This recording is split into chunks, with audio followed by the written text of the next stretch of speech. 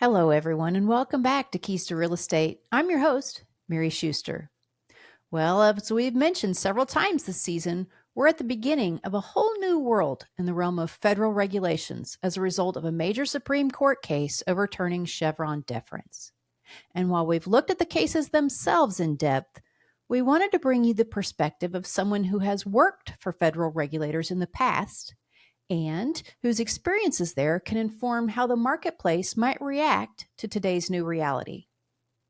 David Friend joins us today to talk through some potential outcomes of the Loper Bright and Relentless Inc. cases. In this episode, which is part one of our discussion, we look at how generally the decisions might be absorbed into the regulatory system. Now, that's a system that impacts how you do much of what you do every day. So we talk through how Congress might react, how courts are expected to react, and how it might all impact you, the regulated. David foreshadows for us what shape some of the turbulence we expect to experience over the next few years might take. Now, David spent over 13 years at both HUD and the CFPB, and many years before that, he was in the world of title insurance and lending.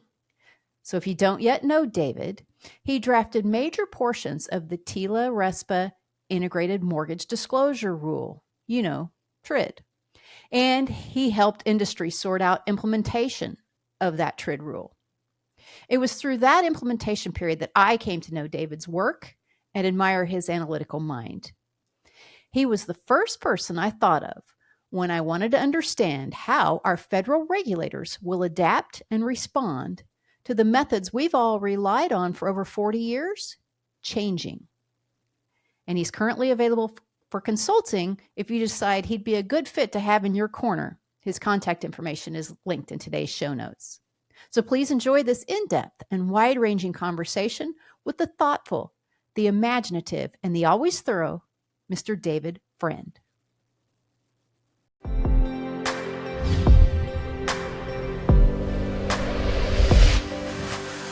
The presenting sponsor of the Keys to Real Estate podcast is RamQuest.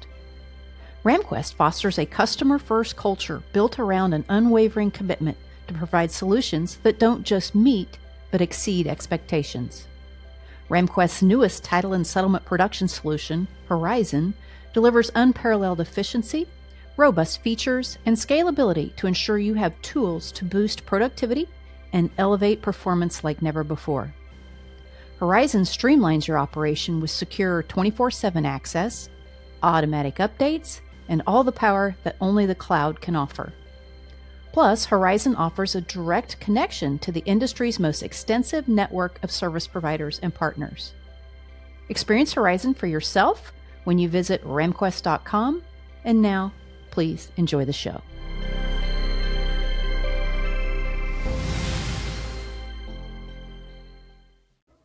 Well, David, welcome to Keys to Real Estate. We're so happy to have you here. Good to be here, Mary. And it's good to talk to you again. Yes, and I have so many questions. So it seems like we're almost in a whole new world in the regulatory arena with some things that have been coming out of the Supreme Court lately. I want to start with the Loper Bright and Relentless opinions. As a former regulator, you did some time with the CFPB. I'm wondering what you think are the positives and the negatives, and what are some of the unknowns coming out of this decision? I think what I'd highlight is that there's a lot of unknowns. And, the more I think about it, the more it's a broad range of unknowns. I also think that there is going to be a lot of need to kind of pay attention to what courts are doing as they're going along and using the new Loper Bright framework to try to make decisions related to federal regulations and federal requirements in the mortgage space. What's a little bit different is that I think that some of the things that you would see in the Loper Bright case, which really came out of a program related to fisheries. And basically, the Department of Agriculture had set up some processes related to the monitoring of a particular fish catch to gather data to make sure the fishery was not being overfished. But the program itself required that the boat owners themselves pay for those monitors, at least as it was first promulgated. And that's something that the court looked at and decided that, you know what, we're going to read the statute. Courts are going to read the statute. Courts are going to come up with the best reading of what that statute is. And then they're going to use that as the analysis to see if the regulatory action meets in with that best reading, essentially. And that's really a change from the prior regime, which was Chevron, which basically said, if the statute's clear, you follow the statute. If you can't determine exactly what the statute decided, there's so many things in these statutes, federal statutes, that there's a little bit of a coin flip as to, well, you can effectuate a particular requirement of the statute in different ways. And so by under Chevron, the courts were charged with look at what the agency decided, and if it's a reasonable interpretation, you go with it, and you don't go through an analysis to try to say, no, this is not an appropriate reading of the statute. Mm-hmm. So that's basically what's changed. No longer is there any kind of judicial mandate to stop an analysis just because an agency decided to implement a statute in a particular way. There is another reading of the statute that the court finds, then that reading is going to control. So I think that's what the big difference is going to be. It's going to be much more court-driven. It's not going to be really kind of this step analysis until you get to a point. But I think that opens up a lot of questions. It doesn't answer all of the questions. And so I think what we have to do is we have to look at what the courts are doing, case by case, litigation by litigation, to see how they're processing this and how they're going to look at this. Well, and I know you and I have talked a little bit previously. So the majority opinions seem to indicate that the prior regs that were written and interpreted under the Chevron framework would be, I'm going to using a term in air quotes, safe, due to stare decisis and reliance issues. And the majority really thought that should be the case. And I'm wondering, do you think that will be the case? I mean, I think that's what the court anticipates. And the Supreme Court anticipates it working out that way. I'd say that based on my experience, it may not work out that way, especially with a later case that the court decided. And that's the corner post case. And basically in that case, what happens is a business was set up, I think in North or South Dakota, a retailer, and they were concerned that the credit card interchange fee rule was hurting their ability to do business. So they challenged that rule, even though statute of limitations for challenging any final rule is 6 years. And they had come into being as a business more than 6 years after that interchange fee rule was put into place. So what the Supreme Court did there is it changed the accrual rule. Basically, an accrual rule, it's under a statute of limitations, which of course says that after a certain date, you can't sue for the purpose of finality of judgment and not constantly relitigating issues that have been adjudicated and resolved in the courts. But what the court did there is said, no, we're going to measure it from when you had an injury that occurred from the regulatory action. So essentially, that reversed the prior holding or the prior law that was adhered to in these contexts that said 6 years from when the agency final action was. So what that means is any company that suffers an injury can use that injury to basically go back and challenge any rule, no matter how old it is. Mm-hmm. So to the extent that that's bringing up new potential challenges to regulations and provisions, it really undercuts kind of a stare decisis type of approach, where it used to be that the logic behind the finality of the federal rule being 6 years after it was final is that new entrants after that point, after the 6 years, would be able to adhere to whatever the final rule had been as part of getting into business and doing business. Now that's really gone. You could have entities that are new entrants into markets, or even entities created as new entrants into markets with the express purpose of challenging a particular rule. In the decades that I've worked in various aspects of federally related mortgages, one of the things that I know is that it is extremely easy to set up LLCs or different legal entities for a specific purpose. It's commonly done in real estate development and other things. So there's not that much of a threshold to create a new business So you can readily see that there could be new entrants into markets or new entities created for the purpose of challenging a particular rule created down the road. Yeah. Yeah.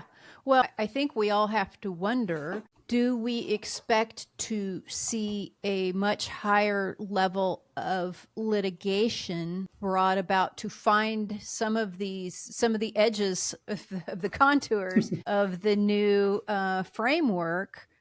Or do you think that, people just won't file suit? They'll just sit back and assume that what was meant in the majority opinion that said, hey, we're going to count on stare decisis and everything to keep all this back stuff in place. And this is only going to be go forward to new stuff. How do you think that's going to go? I think you're going to have a lot of litigation because the Supreme Court really didn't enunciate exactly how to apply any particular provisions or what to do in certain circumstances. Any direction to the courts, it's kind of, the direction to the courts is find the best reading of a statute and does the regulation comport with that best reading. They did have a footnote in Loper Bright that was talking about essentially that there's still a kind of statutory interpretation that has to occur for a lot of these statutes. I know TILA is like this.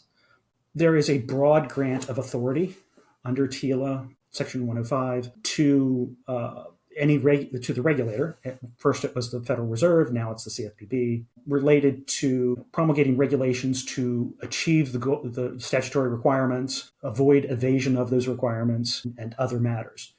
So the analysis there's going to be an additional analysis on top from the court's reasoning about, well, what was this grant of authority, and did the agency stay within that grant of authority from Congress?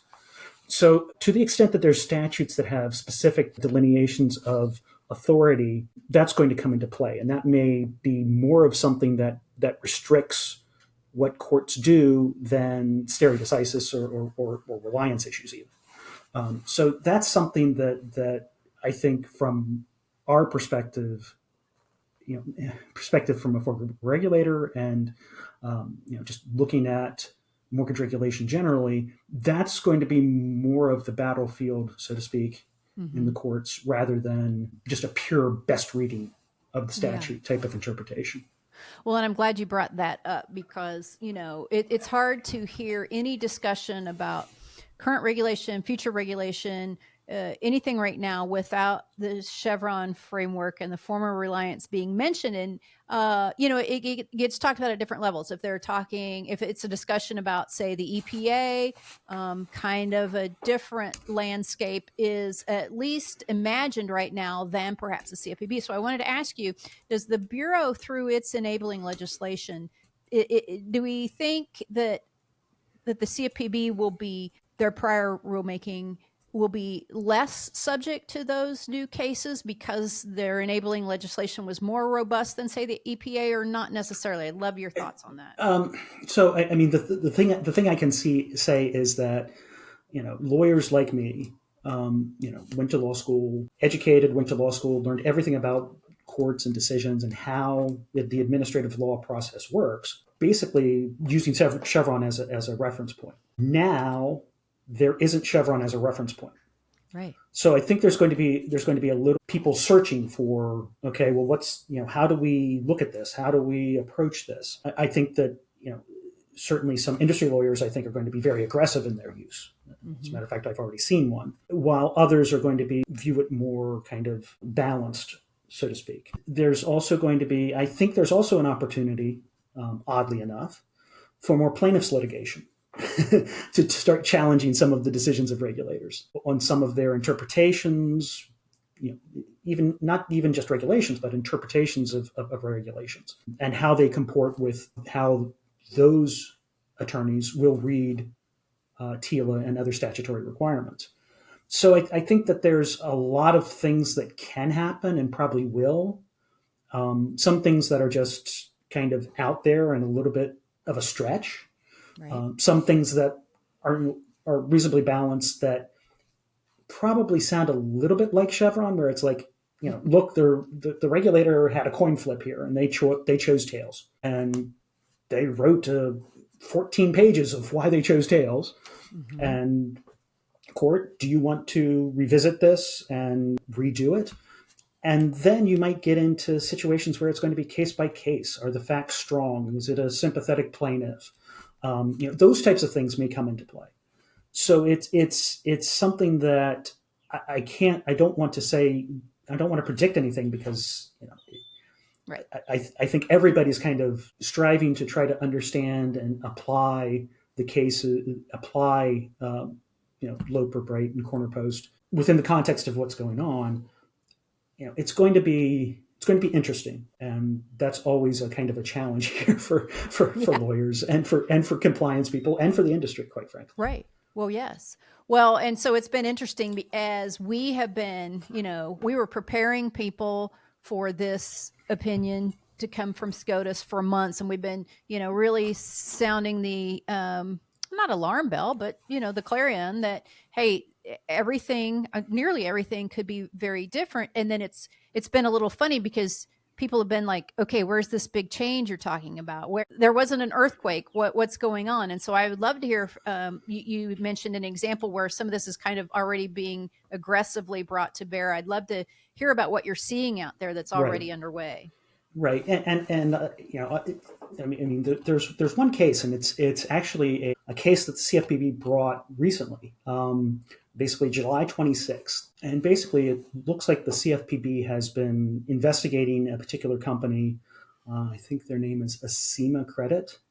I apologize if I'm mispronouncing it, but they are a wholly owned, they're a subsidiary of a company called, I think, Unbound, that also owns Rent-A-Center. And so that is an investigation, apparently, based on their complaint and the CFPB's complaint, which I'll get into why there's two complaints later, that basically is an investigation that's been going on for a few years. And the CFPB is suing for potential violations of UDAP under the CFP Act, and they're alleging some violations of TILA, Regulation E, or Electronic Funds Transfer Act, and the Fair Credit Reporting Act.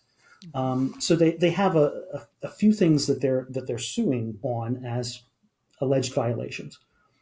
What's interesting to me is that a few days before, the 22nd of July, just to clarify, the CFPB sued in the U.S. District Court in Utah, where Acima Credit is organized as an LLC, and they sued on July 26th. But on July 22nd, before the complaint by the CFPB was filed, Acima filed suit in the U.S. District Court for the Eastern District of Texas, seeking a injunction that, amongst other things, is asking for an injunction that the CFPB has no authority. There's a constitutional challenge. Once again, there's a challenge.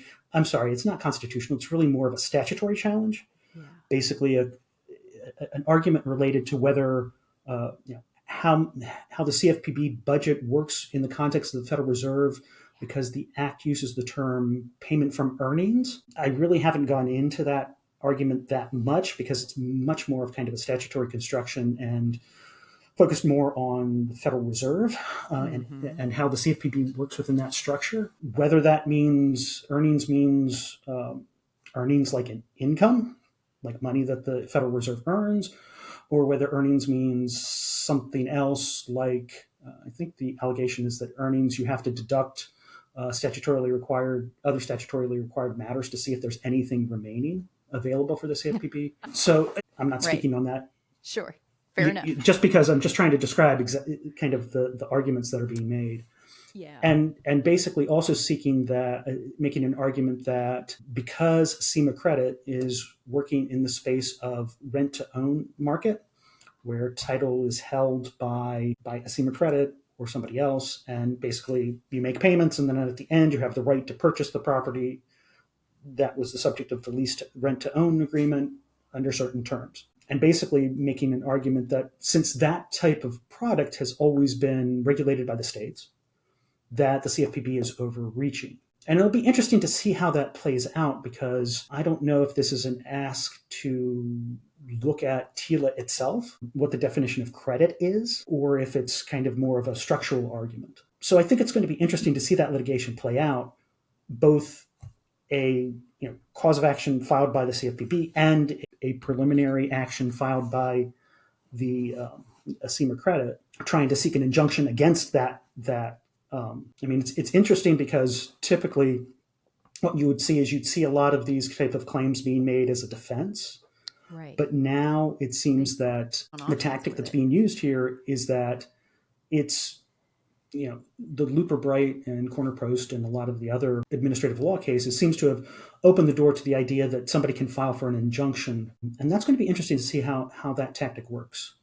It is, especially, I think SCOTUS fairly recently kind of thumped the Fifth Circuit's nose a little bit about granting these national injunctions on some of these cases, I think. And that's kind of a little bit what I'm interested in seeing is, okay, you have this kind of broad-based kind of administrative law kind of opening up of further challenge and trying to locate the decision-making authority, take all of it away from, or as much as they can away from the federal agency and cite it within the court.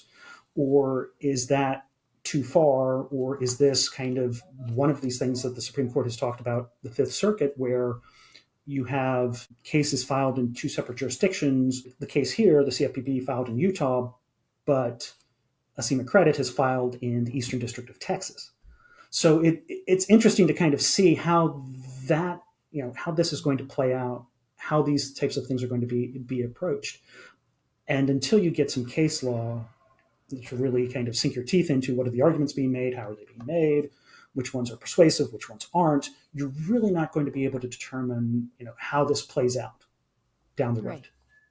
Support for today's episode is provided by October Research. October Research provides national coverage of case law, news, regulatory updates, and competitive business strategies critical for sustaining an innovative and compliant real estate business operation. Our portfolio publications offer independent and unbiased information that helps you stay educated and informed on what matters most to your business. So visit octoberresearch.com to learn more about our portfolio of real estate publications, sign up for free email news, educational webinars, and premier industry events for thought leaders. Knowledge, the competitive advantage. Yeah, that's really fair. And back to your question, that's why you're not going to see, Chevron's gone. Oh, no problems. Nothing's really happened. Nothing earth-shattering's happened. It's like a lot of federal policy and regulation. You don't see the effects for a year to 18 months before you start really seeing the first initial effects, because it has to go through systems. It has to go through cases, and it develops over time. Well, and there have to be some, I'm sure there's been some creative imaginings going on too. I think there were some cases probably ready to go or almost ready to go in anticipation. I think everybody knew that at least Chevron, as we knew it wasn't going to stand. I don't think everybody expected a complete overturning of the concept. But so I think there's probably a group that's kind of ready to go. And I agree with you. I don't know that that's going to be a large number, but I do think if we have, for example, one mortgage lender asking the court in their circuit and another mortgage lender asking the same question differently in a different circuit, we could end up with a lot of splits, right? You can end up with circuit splits, but I mean, if you're talking timeframes, litigation takes time and it takes money. Yeah. And so it's going to take time to win through the courts. It's going to take time to find which cases are the ones that are going to be ripe even to appeal to the circuit level. Just because a district court comes up with a decision doesn't mean it's the right one to establish a concept or to challenge a particular issue. There's various other aspects to a litigation or to a case that is it the best one to test this precept? Is this the best one to kind of go forward? And sometimes they're hit and miss as they wend their way through the courts. Some will get to the circuit stage and then more than one circuit. And then those two circuits will go to the Supreme Court. And, kind of predicting exactly how those cases are going to come to be, how they are going to kind of shake out. And since we're talking about things that are years in the making, it's kind of hard to figure out exactly where this is going to be, both from a legal perspective, because other things continue to happen, and from a political perspective. Right. Let's talk about that a little bit. So, I mean, for me, it's interesting because, at least from my experience, in my experience as a lawyer in the last 25, 30 years, there does seem to be there does appear to be a lot of political considerations in a lot of decisions. Understanding that in those type of cases with the political dimensions, there's extra things that you're going to have to be aware of, and is this something that is going to be adhered to, or is it going to be forgotten within a year or two? So predicting exactly where kind of the political kind of winds are going to go is difficult. So you don't want to do that until you actually see something teed up, ready for a court decision, and then an analysis how politics might influence some of the decision making by judges, which unfortunately seems to be, regardless of whatever political persuasion you are, that does seem to play more into a lot of the decisions made by courts Yeah. Over the last several years. Yeah.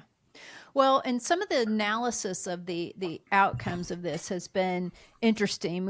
It almost seems like there's a camp who really thinks that this decision, Loper Bright specifically, is going to force Congress to, I think the shorthand for it is Congress, get back to doing your job. Instead of sloughing it off to the executive branch. And there seems to be another group that thinks maybe, no, maybe the courts aren't as interested as Congress revving themselves up to high gear. Maybe the courts want to really have a more robust role, or maybe it's somewhere in between. But and I think it's somewhere in between, and it's also going to depend on case by case. Which judge? Sure. Is there something that a particular judge has more interest in addressing? Well, and they're probably going to get more of the after the fact questions too, right? I mean, just structurally, I would imagine. But I also wonder if there's a desire. We know that there's a desire for Congress to get back to Congressing again. I kind of wonder, is the incentive structure right for that in Congress? A, and B, also practically, like, do they have the expertise in order to get to the granular level that many of these things require? I'd love to hear your thoughts. Yeah. I mean, as far as Congress, Congress is it's the political branch, right? Mm-hmm. And sometimes it's all about compromise, right? Right. Because nobody's going to get everything they ever want all the time. Right, sure. So there's an art to that, and there's an art to making decisions that everybody can agree to. It becomes much more difficult, even with people that agree completely on the overarching policy decision, this is the way things should be done, this is the way that the law should read. Even if you get that, you get much more conversations about, okay, how are you going to do that? And you can come up with a basic thing. Okay, we're going to address an issue that was identified through various financial crises, that consumers don't understand the mortgages that they enter into when they're buying homes or refinancing. And that's the kind of the broad decision that Congress makes. And the broad result is we should have some standardized disclosure that consumers received at certain timing intervals to inform them of the terms of the transaction that they're entering into. I'll just use this as an example. Sure. We'll call it trade, maybe. maybe we'll call it that. Theoretically. But then imagine how much time that took for Congress to come up with. It took a couple Congresses. If you look through the legislative history, even when there was broad agreement to do this, it was done over a couple years, right? Even with one party control of Congress. Right. Dodd-Frank it took a while. Well, I'm even thinking before Dodd-Frank. I'm thinking of TILA itself. Oh, TILA itself. Okay, good. TILA itself took a good 3 or 4 years, if I remember correctly, to pass in the 1960s. So now imagine that you've made a decision of the disclosure. You've made a decision of the basic information that needs to be provided on that disclosure. Mm-hmm. Now they're going to have to agree on how to calculate APR. Great. Okay. So let's add that into the committee hearings. Mm-hmm. And then just broadly speaking, there have been studies on what Congress does, the members of Congress, how much work, how much time they spend on things like legislating. And it's getting to be smaller and smaller segments of their time. Right. more and more of their time is devoted to fundraising, working with constituents, talking to constituents, making sure that they stay in touch with their constituents, which is extremely important. But when you do that and you're expected to expand Congress's responsibility to delineate what the laws require to such an extent that they need to be clear or they need to do more things, that's not how the incentives seem to be working right now for Congress. Yeah. So I don't know that I'd expect Congress to come up with statutes that flesh out the qualified mortgage definition or flesh out anything else when they pass more legislation in the future.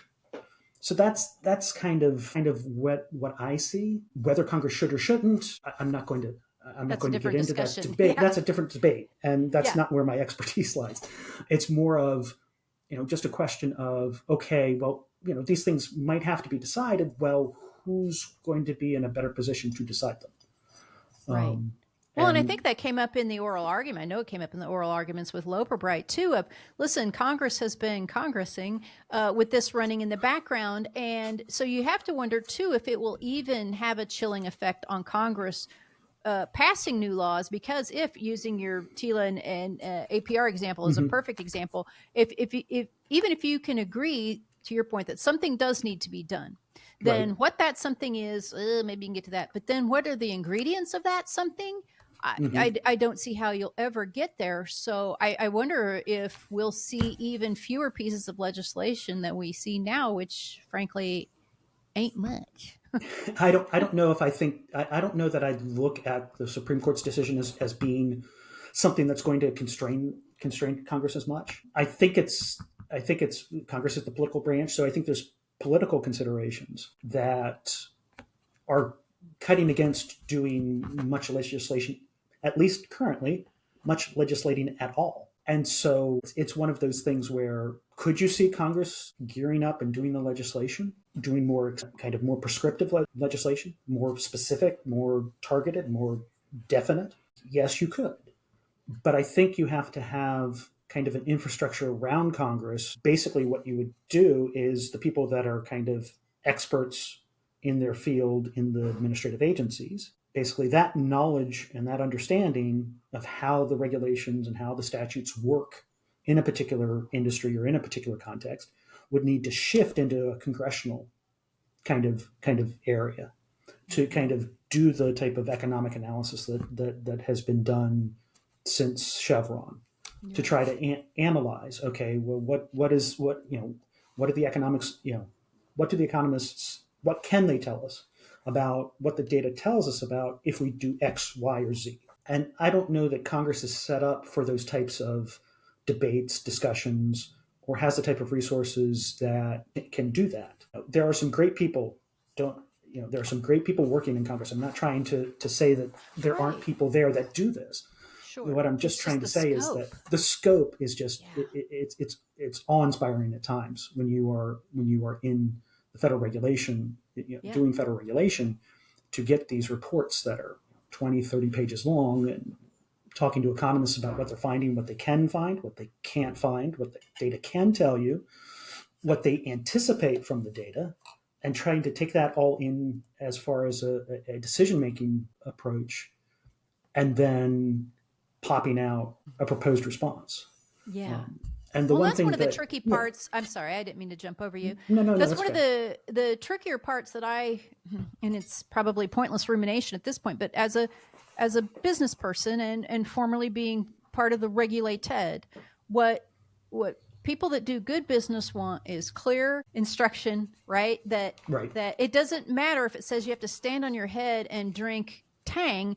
As long as you know you have to stand on your head and drink Tang, then you can elect whether you're going to do that, be in the business and do that or not. Right. Without that specificity, this again, back to Loper Bright and Relentless, it's being crowed as this big win for business, and I can see how business might view it that way, but also it puts a lot more question marks, I think, where there used to be some definition. Now, maybe you didn't like the outcome, but at least you knew generally where the fence was, and then you could choose which side of it you were going to be on. Right. And the other thing about federal agencies is that you can you can get them to change. Right. Getting Congress to change seems to take a little bit more effort, so to speak. And so there's a question of, and that's more philosophical. I'm not trying to say which one's better or worse. Right.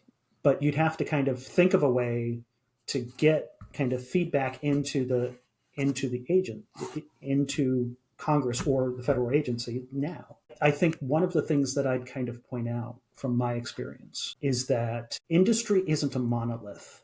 There are so many component companies and so many components of industry that what's good for one is not, by that fact, good for all others. You can see something that might be good for consumers and isn't good for some parts of industry, but comports and kind of buttresses another part of industry. That's fair. And their thing. So it's I always have problems trying to look at something and analyze something as binary, because it is, at least in my experience, things are a lot more complicated than that.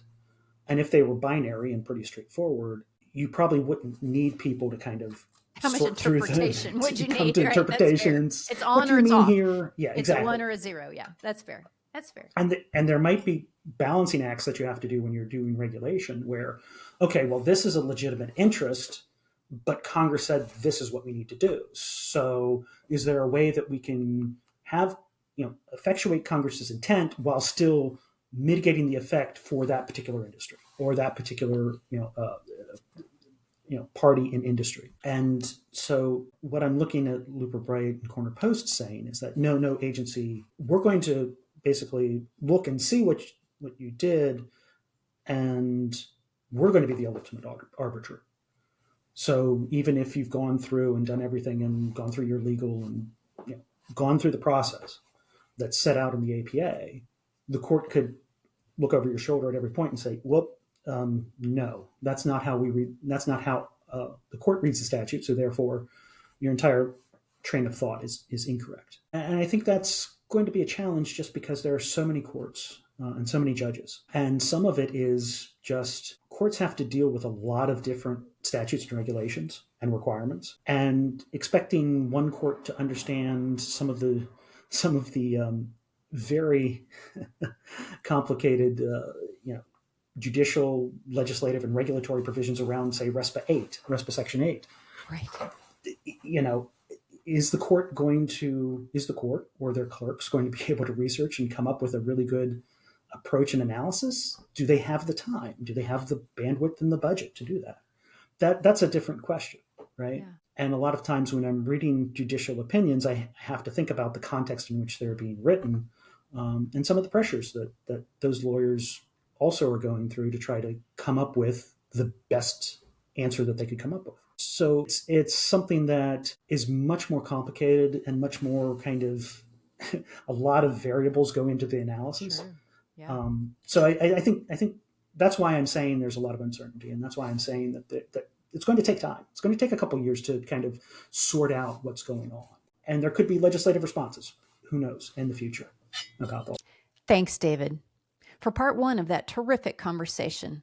I loved how you helped us think about generally what might be coming next. Now, audience, join us next week for part 2, when David drills down into how specific elements of your business are sure to be affected. In that episode, we'll talk RESPA, TILA, TRID, mortgage brokers, and how many of the regulations might be stripped down to their very studs and rebuilt from the ground up once again.